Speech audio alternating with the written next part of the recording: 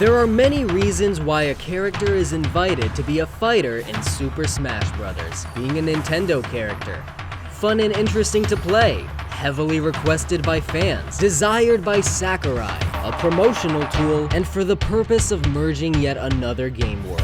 Everyone knows by now that Smash is more than just a fighting game. It's a video game hall of fame that sees all characters from all companies come together to beat the fucking Christ out of each other. For third-party characters, being in Smash is like winning a Lifetime Achievement Award. And while many icons have boarded the hype train, there is one that is so iconic and so important that it is so criminally disappointing that you didn't make the cut in the ultimate entry.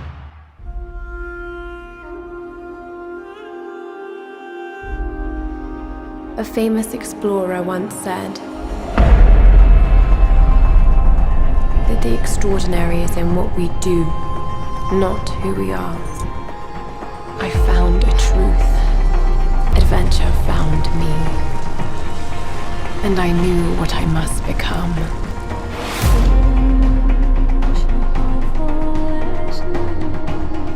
Lara Croft, my wife, is a British archaeologist who travels the world in search of ancient artifacts in the Tomb Raider series, one of the very first 3D video games. Her backstory differs between the 3 different eras of the series, but the mutual gist is that she grew up an aristocrat with a passion for history, and after a brush with death that took away her parents, she acquired a taste for adventure. Lara is intelligent, athletic, brave, and hotter than the surface of the sun. The Tomb Raider series is one of the most influential, most celebrated, and most successful of all time, and she remains the female mascot of gaming, standing tall beside Mario. Not all fighters have to be icons. He's an icon! She's an icon! He was an icon! Icon! No con! And it would be damn near impossible to gather every single one, but since there's already a decent handful of some of the all-time greatest, I can have it all!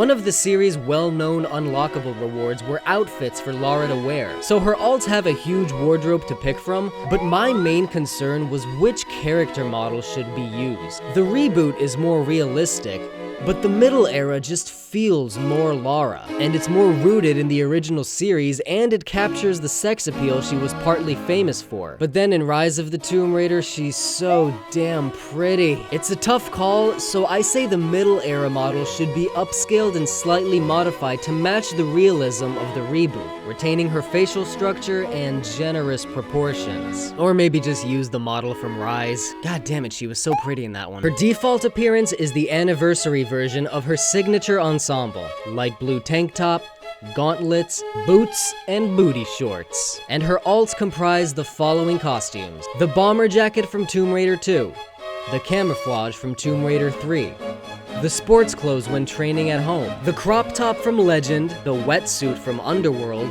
the survivor outfit, and of course, Bikini Lara!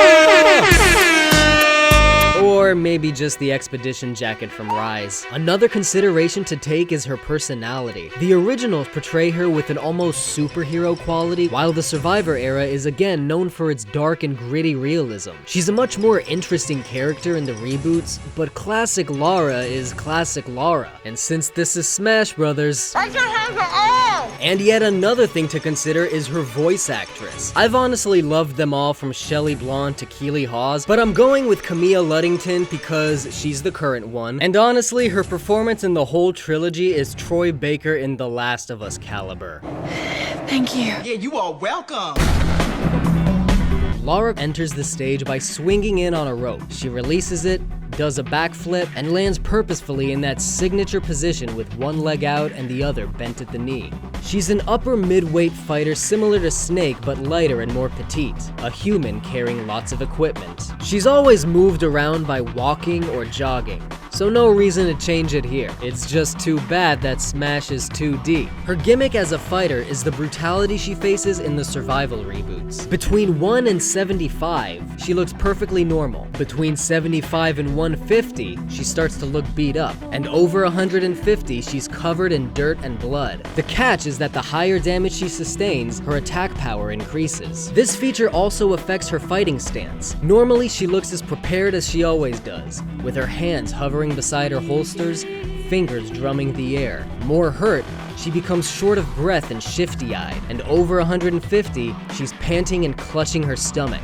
Her idle animations also differ depending on this gimmick. Between 1 and 75, she stretches her arms, reloads her pistols, and adjusts her boots, belt, and gloves. Between 75 and 150, she wipes the sweat from her neck and brushes the dirt off her clothes. And over 150, she looks around all paranoid and shivers. Now, before the reboots, Lara's main move was her signature dual-wielded pistols, and nothing else would be more fitting for her forward tilts. The idea is to emulate her classic battle style, running and gunning. Hold the A button to unload an infinite supply of bullets with 1% damage and 0 knockback. When a bullet hits an opponent, she auto-locks onto them and can freely move around while still shooting them. She can move forwards, backwards, and jump, and she'll continue firing until she either gets hit, goes out of range, needs to reload, or releases the button. This is all pretty much exactly how gunplay works in classic Tomb Raider. I almost made this her neutral standard because I wanted her to be able to shoot while standing still, but she actually can do that if you let go of the control stick while still holding the button. Also, I needed that slot for her melee attacks. An average 1-2-3 jab, left hook, right hook, and a roundhouse kick. The idea is this: Lara, being the fearless badass she is, runs toward her opponents blasting away, and when they meet face to face, she goes hand to hand. However, you can also blindside your opponent, literally, with her down tilt. Dirty tricks. The skill from the survival reboots where she scrapes dirt from the ground and chucks it in her foe's face. This causes little damage but makes them stumble back and stuns them, leaving them vulnerable. I also like to think of it as a nod to archaeology, cause, you know, dirt. So basically, her standard moves can be stringed into a very cool combo that totally fits her character. Oh, and her up tilt is the upward kick from this scene.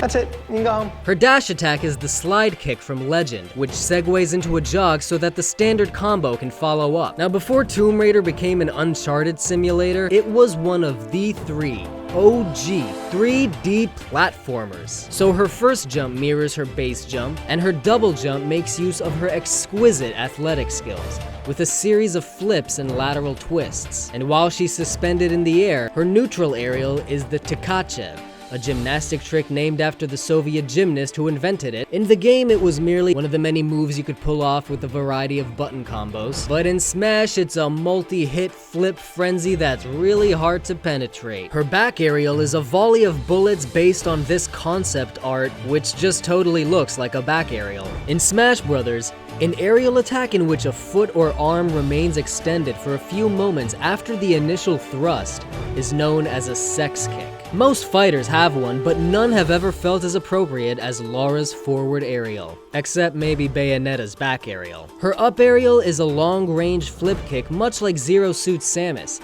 which represents the swinging on horizontal bars. And her down aerial is the aerial attack from Legend. She drills a single meteor kick, and if it hits anyone, she showers them with bullets as they plummet. Another feature unique to Lara is her ledge game. All fighters can hang on ledges and recover with or without attacking. But Lara has a couple mix-ups. Press A to recover by attacking with her climbing axe, which is the most sensible item for her to hold in this position. Tilt the control stick toward the stage for her regular recovery, but you can also tilt up to recover with her classic handstand trick, and you can tilt away from the platform and swiftly jump away from the stage. From there, you can double jump back and follow up with a down aerial or something. Pretty good. Now, Lara was always able to grab things with her hands, like some big-ass blocks for some Zelda-ass puzzles. So for the grab, she does just that. For the pummel, she pistol whips them in the fucking face.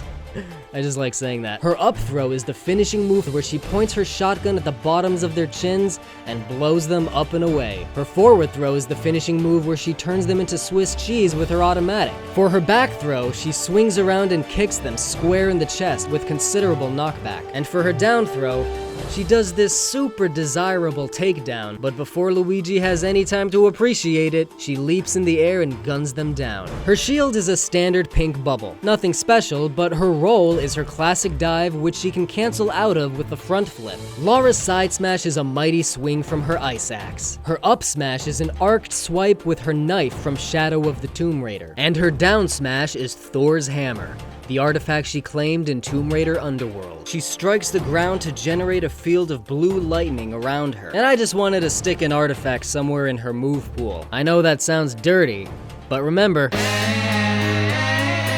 her neutral special is her bow. She can shower arrows quickly at a decent distance, but they can also be charged by holding the button down just like the games. The longer she holds, the farther it flies and harder it hits, but don't hold too long or the arrow will snap, wasting the move and causing some end lag. Her side special is the legendary sword Excalibur, an artifact she pieced together throughout Tomb Raider Legend and wielded as a weapon toward the end. It deals heavy damage as a sword and also releases a wave of green energy that functions as a projectile. Her up special is her grappling hook, which of course works as her recovery, but can also latch onto opponents and pull them in. And for her down special, I juggled between several explosive devices she's blown through the years. Grenades, nail bombs, so I ended up doing another 2-in-1 move. I can have it all! Tap down B to pluck a grenade from a legend which she can throw before it explodes after a timer, and hold down B to plant a stick of dynamite from the Game Boy series, which actually explodes by a detonator, more like the bombs from the Lara Croft spin-offs. And finally, her final smash. After claiming the ancient artifact known as the Smash Ball, Lara does one of these. Basically, she hops on her motorcycle and just plows right through them. Anyone caught in a hit line flies up and lands in a cutscene of a dimly lit tomb.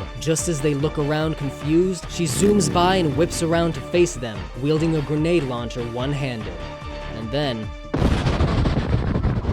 this might be my best moveset yet, and it's not even finished. For her up taunt, she twirls her pistols, holsters them, and says, I only play for sport. For her side taunt, she curls her finger and says, Come out wherever you are. And for her down taunt, she drops to her knees and screams, That's right!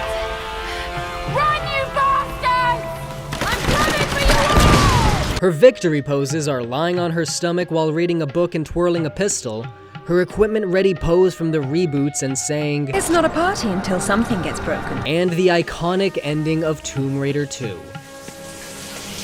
Don't you think you've seen enough? There's a lot of options for stages too. Lost Valley, Yamatai, or even Croft Manor. However, I think the stage that best captures the essence of Tomb Raider is a tomb. A slightly generic tomb that represents all the tombs that she's raided. Stage hazards naturally would include swinging blades, shooting arrows, and rolling boulders. I've been looking for certain artifacts. Her classic mode run is called Ancient Artifacts, where she raids 6 other fighters commonly associated with certain artifacts. She's even got a whole bunch of options for spirits. And lastly, the music. As you heard in this video, the Tomb Raider series has amassed a colorful and diverse soundtrack throughout its long history. However, since Square Enix doesn't seem to like sharing even the best music in their catalog with Smash, I'd move on if I were you.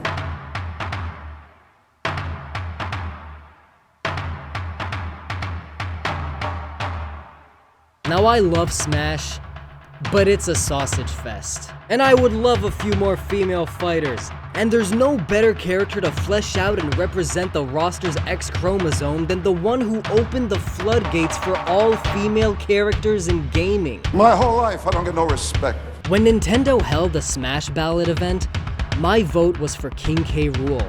And I was so surprised and delighted to see that DK's forgotten villain was as missed by everyone else that he was the #1 request. And it feels entitled to say this, but now that we have him, I can't help but look forward to my next most wanted fighter. And if they held another election, my vote would go to Lara Croft. So if you'd vote for her too, smash that like button, leave a comment, sub to the channel, and excuse me while Lara and I we go, play some Smash.